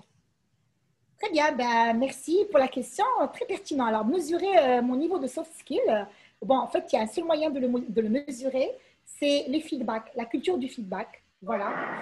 Tu vas voir un peu, au fait, en entreprise, quel feedback tu as de tes bienfaits, tes actions, de ce que tu fais. Quand, par exemple, tu résous un problème, ou alors quand tu manages une équipe, ou alors quand tu, je ne sais pas, voilà, quand tu mobilises une équipe, quand tu gères un projet, etc. Alors, sois vigilant, sois à l'écoute et à l'observation des feedbacks des autres. C'est leurs feedbacks qui vont être pour toi éventuellement cet indicateur de performance ou cet indicateur de non-performance qui te permettrait de savoir est-ce que tu as été performant, tu n'as pas été performant. Et puis, j'ai envie de vous dire aussi, n'hésitez pas à les demander de la façon la plus humble qui soit. Bon, voilà, c'est-à-dire quand j'aurais fait un projet, alors j'ai fait une action, moi je le fais, hein, franchement, au jour d'aujourd'hui, hein, c'est-à-dire je demande, alors c'était comment, vous pensez que c'était comment, voilà, tu penses qu'il y a quelque chose à améliorer, etc. Et du coup, j'ai quand même les feedbacks par rapport aussi à mes attitudes et mes attitudes. Donc voilà, c'est les feedbacks, seuls les feedbacks, il faut être vigilant aux feedbacks, à l'écoute des feedbacks, à l'observation des feedbacks des autres. C'est ça votre paramètre. C'est là où vous aurez les indicateurs de performance. Merci, merci Leïla. En fait, il y a une autre question. J'espère que déjà, Samad Sadoun vous dit merci, donc c'est clair. Il y a une autre question concernant comment un conseiller RH pourrait évaluer les soft skills d'un candidat à partir d'un entretien. Oui, bah, je pense qu'il y a tous les moyens de le faire, hein, à travers l'entretien d'évaluation annuel. Hein. Oui, c'est-à-dire, au fait, le DRH, le responsable RH, même votre N+1, hein, pourquoi pas. Je pense qu'il parle de recrutement. Lors du recrutement. Moi, je croyais que c'était dans l'entreprise. Lors du recrutement. Alors, écoutez, c'est très difficile pour eux, hein, quand même. Moi, je vous dis, moi-même, je suis consultante en recrutement et puis pas mal de fois, j'ai eu un peu des personnes qui, en communication, elles étaient très, très bien, mais éventuellement, en fait, par la suite, il s'avérait qu'il y avait quand même des soucis. Donc, c'est pour ça qu'on propose toujours la période d'essai. Voilà, la période d'essai, c'est un peu, au fait, voilà, c'est une période qui nous permet, bien évidemment, de mettre en observatoire le candidat pour voir dans quelle mesure est-ce que, voilà, est-ce qu'il a le comportement qu'il faut, est-ce qu'il est the right man at the right place, par rapport, bien sûr, à ses soft skills.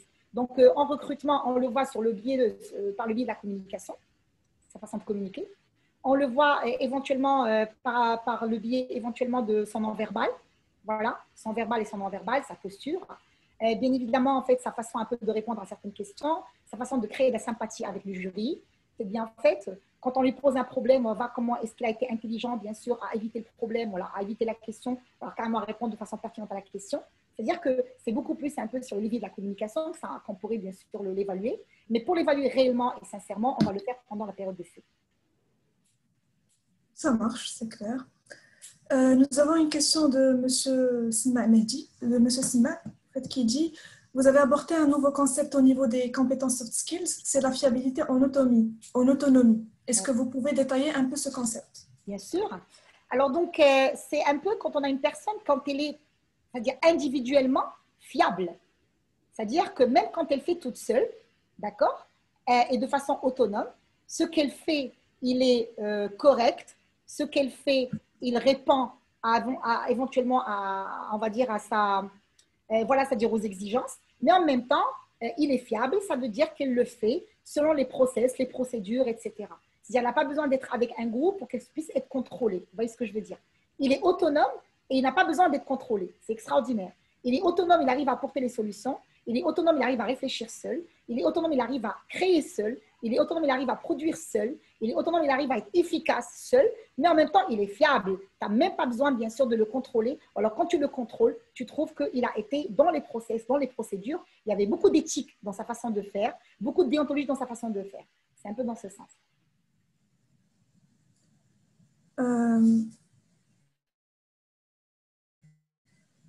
Donc, en fait, nous avons une dernière question de Fatem Zahra. Elle parle de communication. Est-ce que ça existe toujours dans les cours de soft skills ou bien c'est enrobé dans une nouvelle appellation? Non, la communication, c'est toujours un soft skill. Voilà, donc il n'y a pas de nouvelle appellation. Après, je sais que ça pourrait se confondre avec tout ce qui est intelligence sociale, intelligence relationnelle, etc. Mais non, la communication en elle-même, c'est une compétence majeure, hein, c'est-à-dire clé, et puis qui va contribuer à développer ce qu'on appelle aujourd'hui la compétence sociale ou la compétence relationnelle. Mais la communication, c'est un soft skill, bien évidemment. C'est des compétences à la fois cognitives, psycho-affectives et même psychomotrices. Voilà, qui va bien sûr nous, voilà, c'est-à-dire nous permettre de pouvoir faire passer le message de façon claire et puis le mettre dans la perspective recherchée par notre interlocuteur. Voilà. Donc, je vous remercie, Madame Leila. On va revenir aux questions-réponses en fin de webinaire. Comme ça, on répondra aux questions qu'on n'a pas encore vues ou bien on vous enverra un mail. Donc, nous passerons tout de suite à un témoignage de Monsieur Maroufi, directeur du site industriel de Safi. Merci encore, Madame. Merci à vous. Merci Nada. Je vais essayer de porter un témoignage par rapport à ce que j'ai vécu au niveau de ma carrière. Je pense que Leïla et Sabno, ils ont tellement expliqué un peu le soft skills par toutes les définitions que nous avons vues. Je pense qu'on n'a pas pris l'ensemble des aspects des soft skills. Moi, je vais me limiter un petit peu à ce que j'ai vécu au niveau de ma carrière. Donc, j'étais mécanicien de base, sorti de l'école d'ingénieur, c'était en 92. À l'époque, il n'y avait pas de soft skills à l'école d'ingénieur. On faisait beaucoup de hard skills, de techniques. Et je pense que les ingénieurs, il a bien expliqué, je pense que les ingénieurs, à un certain moment, c'était. On se distingue par la technique, pas par autre chose. Arrivé à l'OCP, c'était en 92, je gérais de la maintenance. J'étais de mécanicien de base, donc gérais de la maintenance. Et c'était simple pour moi, parce que je maîtrisais, parce que j'aimais déjà la mécanique. Je la maîtrisais et c'était facile pour moi d'appliquer ce que j'ai appris à l'école. Par la suite, donc, j'ai changé complètement d'activité, donc je suis passé à la production, ce qui n'a rien à voir avec la maintenance, donc c'est un autre monde. Il a dit tout à l'heure, c'est des choses qu'il faut confronter, donc on va changer complètement de casquette et je suis plus sur la mécanique, mais plutôt sur la production et la production du nid. C'est encore un peu plus compliqué, sachant bien que je n'ai pas fait de formation au nid ou en géologie. Par la suite, j'ai pris en charge tout le site, toute la mine, y compris la maintenance, la production, mais aussi d'autres aspects, d'autres activités qui n'ont rien à voir avec l'opérationnel. Et par la suite, j'ai actuellement en charge le management et la gestion d'un site chimique, donc qui n'a rien à voir avec la mine, donc c'est complètement différent. Mais si on regarde un petit peu au fond, il s'agit de la même chose. C'est là tout à l'heure, il l'a cité. C'est des processus, c'est des problèmes, c'est du management. Je dirais c'est la même chose. Moi, personnellement, ce qui m'a aidé, parce que, comme j'ai dit tout à l'heure, quand j'ai intégré l'OCP, j'étais dans la maintenance, c'était facile pour moi. Je râlais, Leïla. Leïla, il l'a dit tout à l'heure, il ne faut pas râler, je râlais beaucoup à l'époque. Je pense une formation qui m'a aidé de faire un tournant dans ma carrière professionnelle, je l'ai fait, c'était l'intelligence émotionnelle. Et j'ai appris beaucoup de choses. J'ai appris beaucoup de choses et même, je pense, ces changements-là que j'ai actés en termes de maintenance, la production, le site, la mine et la chimie, il m'a permis de surpasser un peu ces difficultés. Et je pense qu'il y a beaucoup de choses qui étaient dites. Et si je peux résumer un peu ce qui me concerne, au niveau des soft skills, j'ai gardé 4 comportements. Le premier, c'est le leadership. Je pense que le leadership, c'est un mot un peu général. Mais finalement, c'est quoi le leadership? C'est d'avoir mobilisé un peu les équipes. Mais là, il a dit tout à l'heure, c'est de donner le sens, donner la vision. Communiquer avec les gens, les écouter, mais aussi les développer. Veiller sur qu'elles dépassent un peu leurs handicaps. Mais aussi, il faut faire confiance. Parce que faire confiance dans l'équipe, ça vous permet de surpasser beaucoup de problèmes. Et je pense que c'est l'équipe réussie, c'est derrière l'équipe, vous avez réussi aussi. Les reconnaître aussi. Ça m'a aidé beaucoup de tisser cette relation entre toutes les équipes que j'ai gérées par le passé. Je donne un exemple. Je pensais aussi à l'occasion de son témoignage, je donnais un peu des exemples que j'ai vécu personnellement. Je me rappelle à un certain moment, on a fait une très belle réalisation. J'étais à l'époque au niveau de la mine et il y avait un responsable qu'on voulait lui expliquer un peu la migration que nous avons faite à l'époque.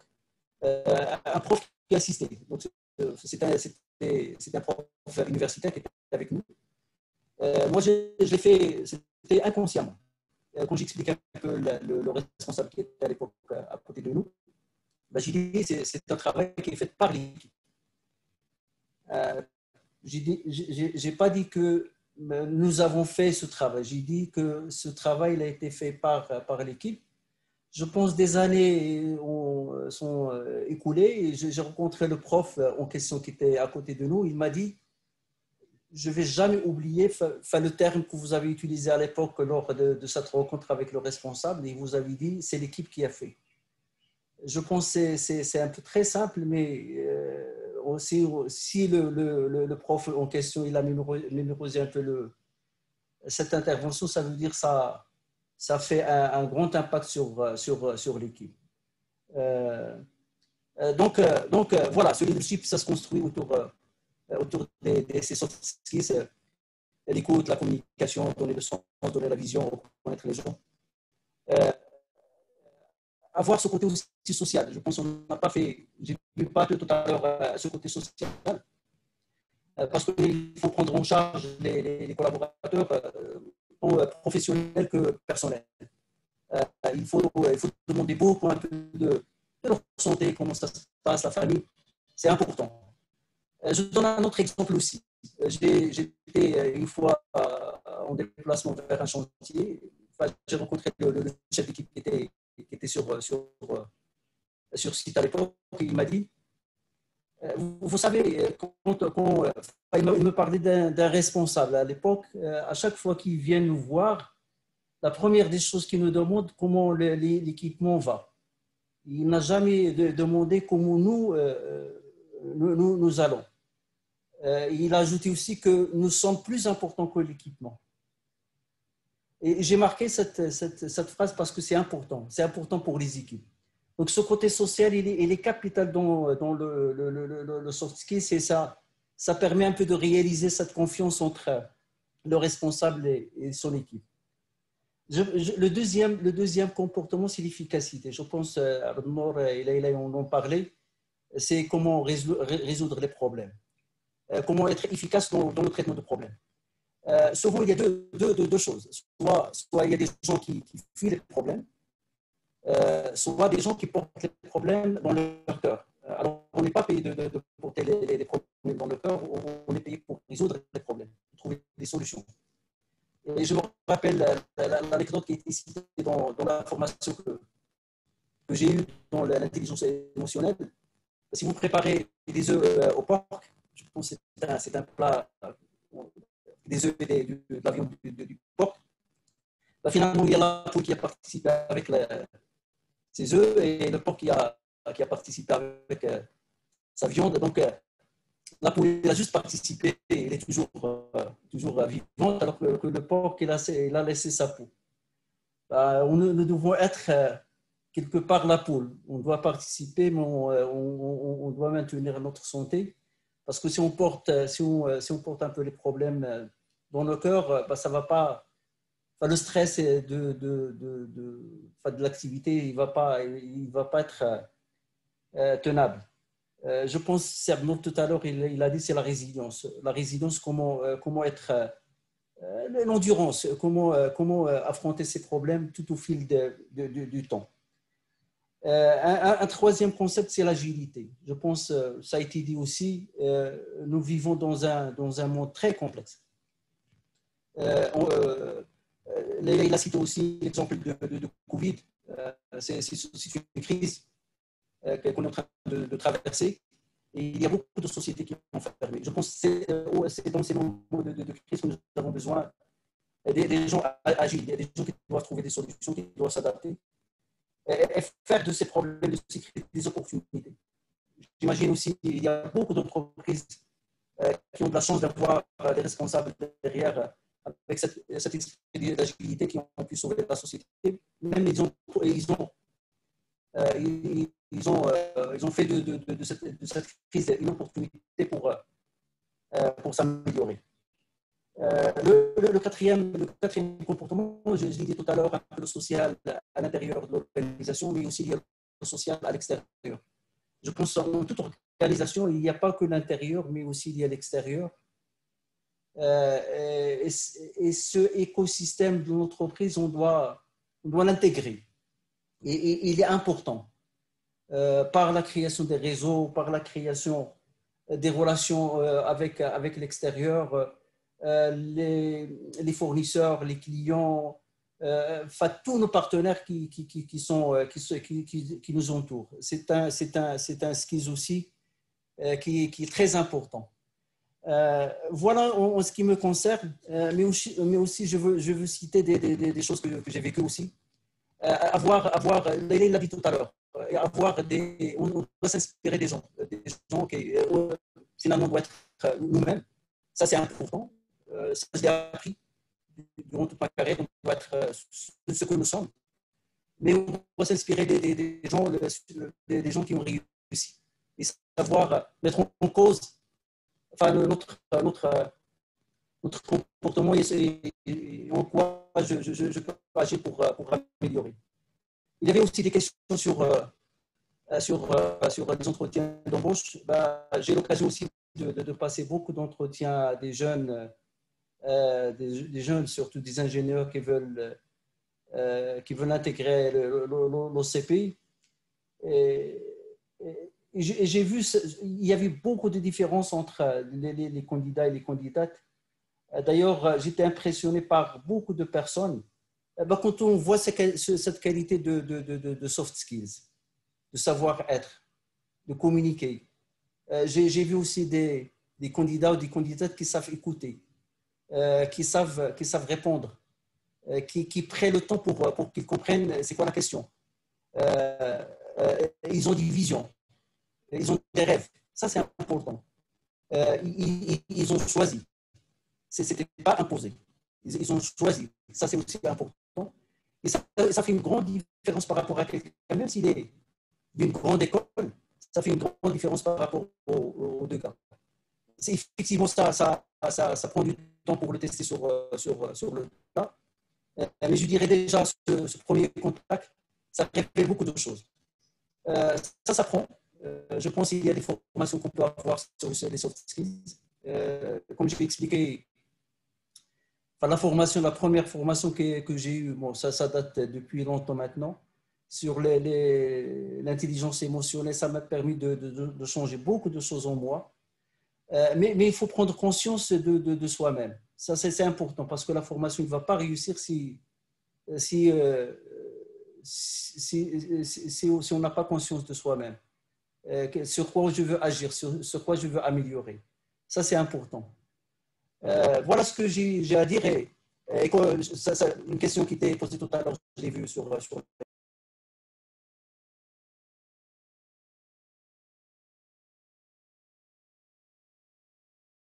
Monsieur Marofi, je pense que le son a coupé.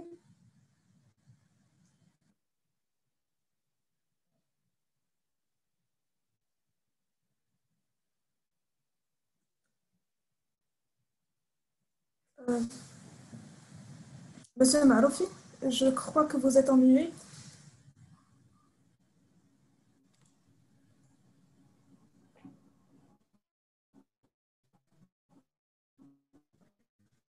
juste un instant. Ok. Hein? Non, ça vient de s'activer. Vous m'avez Mais pas c'est entendu? intéressant en fait, de reprendre un petit peu parce qu'il y a eu des coupures de son. On arrivait mal à vous suivre. Vous m'entendez maintenant? Difficile. Il y a un problème de réseau, j'imagine. Oui, je C'est crois. bon, bah, c'était juste une petite coupure à la fin, c'est bon. Mais on vous entendait toute C'est à la la. fin. Ok, c'est. Je résume pour répondre à une question qui était posée tout à l'heure. Est-ce que c'est nécessaire les soft skills? Je dirais les hard skills ou le savoir-faire, c'est nécessaire, mais ce n'est pas suffisant. Je pense qu'il faut le compléter par le savoir-être ou les soft skills pour avoir une carrière, une bonne carrière, un développement de carrière personnelle. Voilà.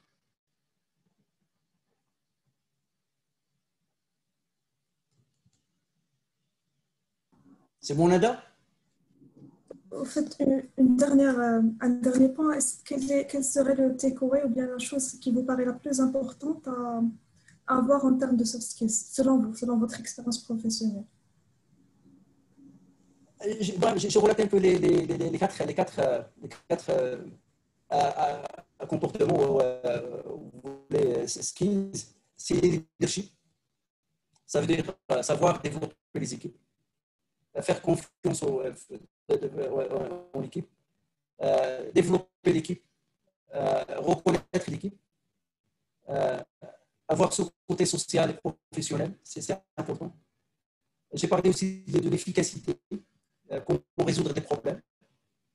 J'ai parlé de l'agilité, on est dans un monde très complexe, donc l'agilité est capitale.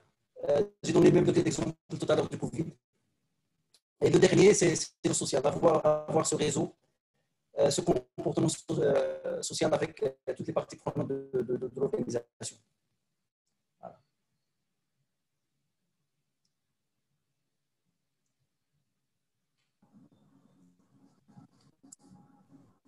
On vous remercie infiniment, Monsieur Marofi. Je pense que tout au long du webinaire, on a essayé de voir. J'espère qu'il n'y avait pas un problème de son. J'espère qu'il n'y avait pas un problème de son. On a retenu le plus important, je crois. Très bien. Donc, en fait, notre webinaire il touche à sa fin. Nous avons eu beaucoup de questions. Malheureusement, on n'a pas eu le temps de répondre au niveau de ce webinaire. C'était très intéressant. Nous avons vu avec M. La partie, tout ce qui est soft skills, en se projetant sur la partie digitalisation et son impact sur le marché du travail. On a vu avec Madame Naïm Leila, on a vu plus en détail les soft skills qui sont très importantes pour avoir une carrière en industrie. Et en fin de compte, on a vu le témoignage de M. Marofi qui a insisté sur notamment 5 ou 6 soft skills très importantes, notamment le leadership, l'agilité, le professionnalisme et l'aspect social dans la communication avec les gens. Et donc, nous vivement M. Marouf, M. Bili, et nous remercions tout le monde. Nous essaierons de répondre à vos questions nous avons votre base de données. Et donc, merci, à une prochaine fois. Au revoir.